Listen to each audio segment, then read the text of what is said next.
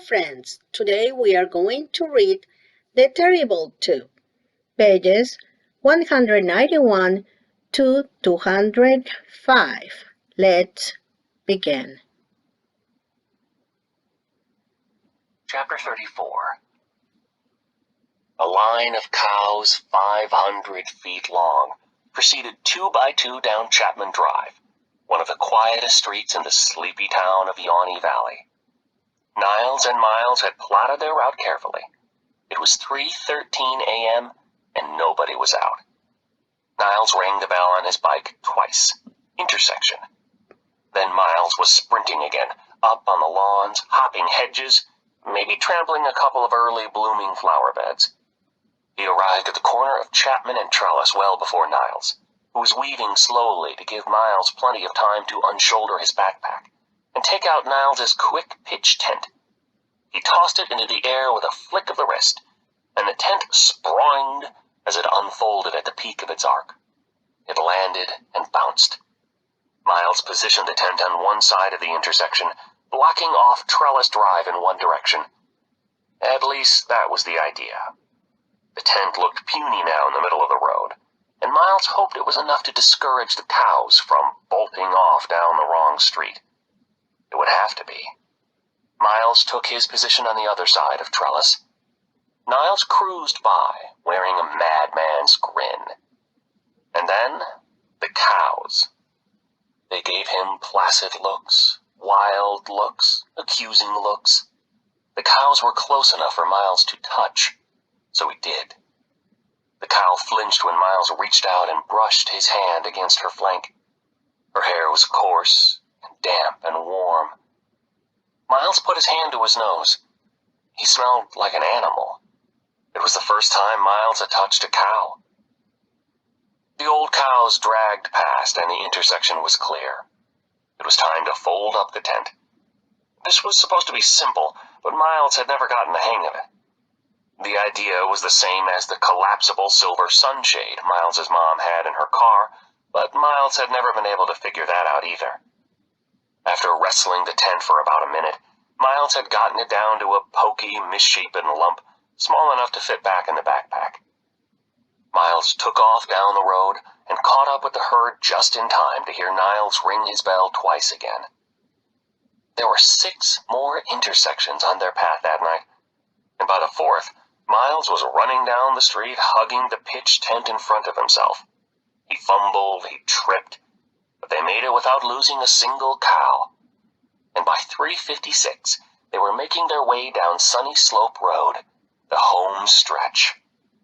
5 urgent rings from Niles's bell. They had company. At the head of the line, Niles was waving to a figure standing in the middle of a house's front lawn. As Miles got closer, he saw it was a man, an old man, wearing nothing but his boxer shorts. The man stood agog, watching the cows parade by his house. "If anyone sees us, and they probably won't," Niles had said back in the prank lab, "just play it by ear. You're good in the moment." Miles tried to take a nervous gulp, but his throat was too tight. By the time he'd made it up to the man's mailbox, he still hadn't figured out what to say. It turned out the man wasn't wearing just boxers. He also had a terry cloth sweatband around his head. His white hair was uncombed and shone in the moonlight. They were so close. If this all fell apart now... "What are you doing in the middle of town with all these cows?" asked the man. "What are you doing out in your underwear at 4 in the morning?" Miles replied. "Fair enough," said the man. And that was that.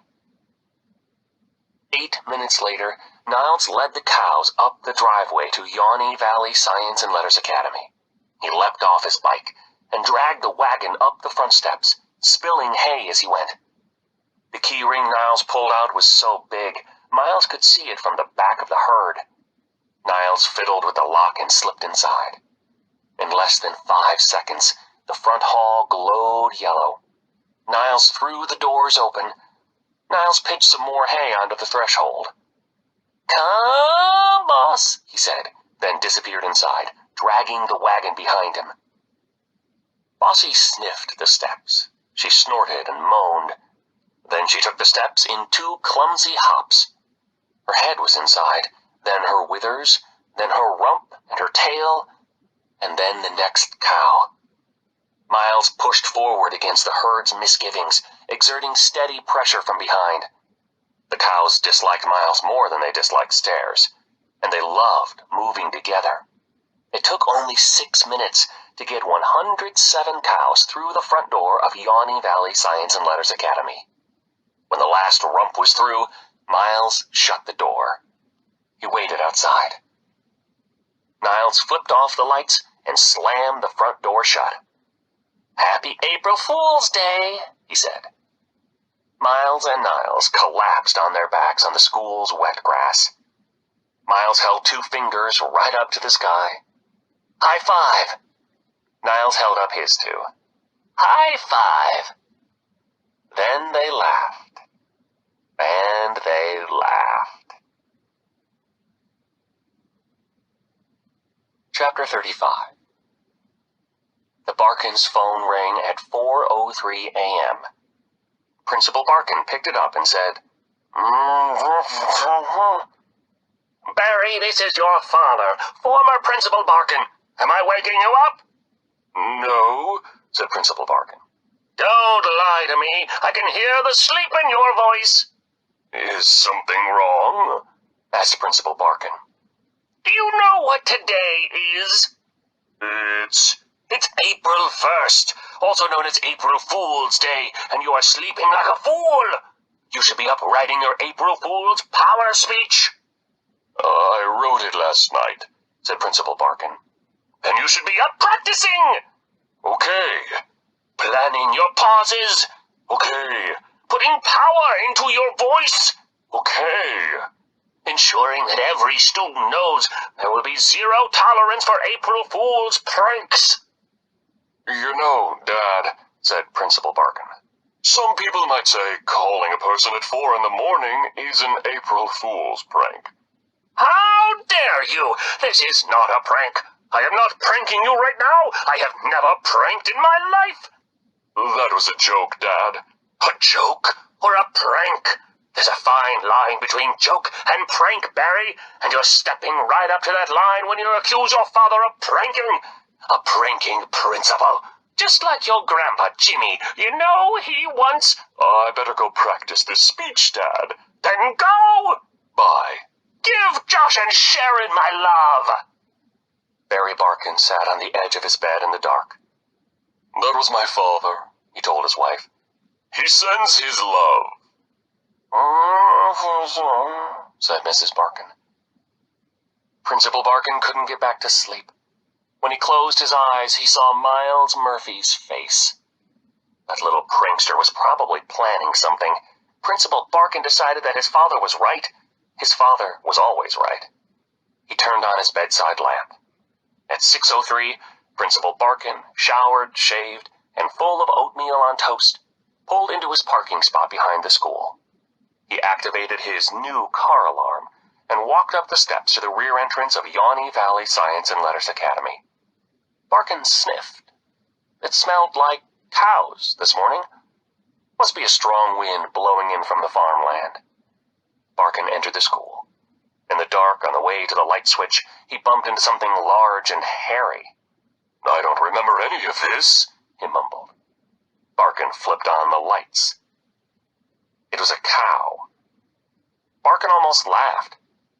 "April Fools," he said to the cow. Principal Barkin had a list of suspects that was exactly 1 kid long.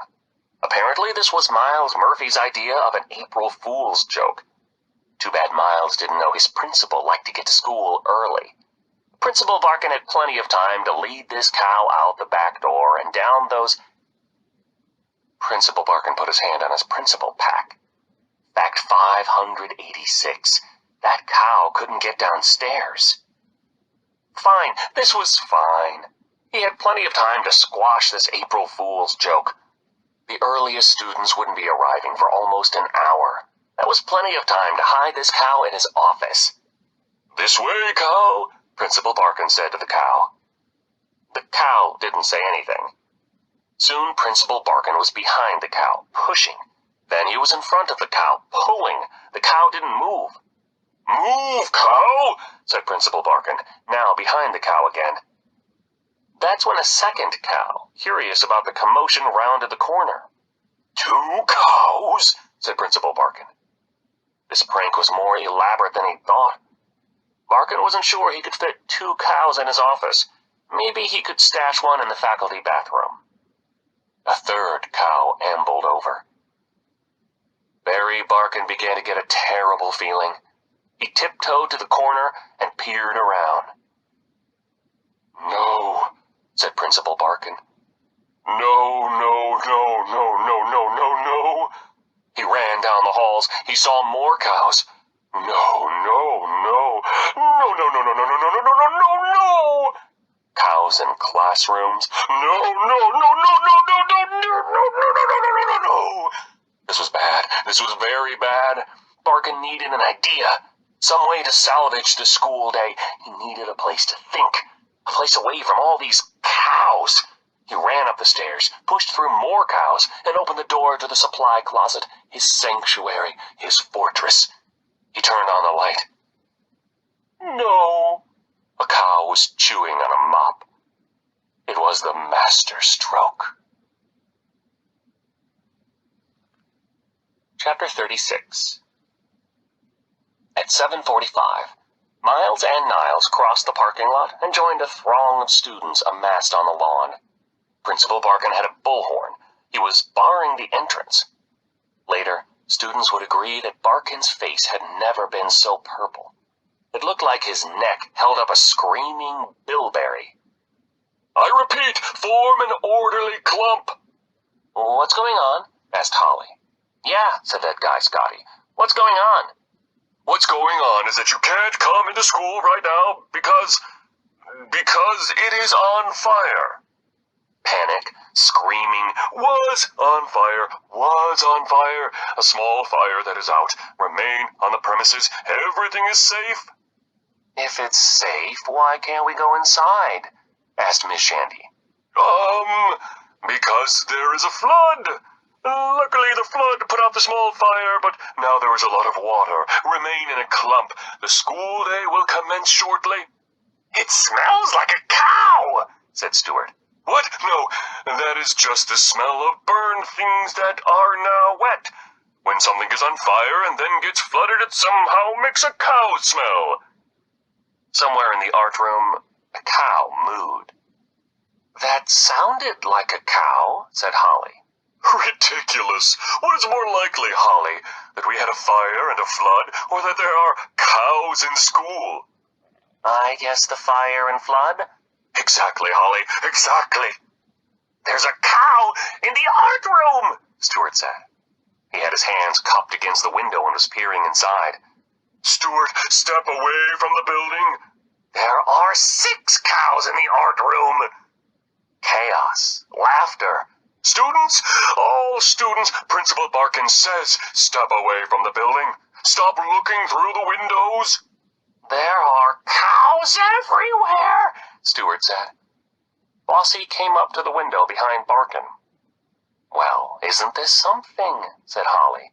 "Another cow," said Stuart. "This is like Cow City." Bossy's breath left a thick coating of cud on the glass. "There is nothing remarkable happening," shouted Barkin. "I think the cat's out of the bag, Barry," said Miss Shandy. "Leave. Go home. Stop looking. Go away," Principal Barkin said. "School is cancelled." Mayhem, cheering,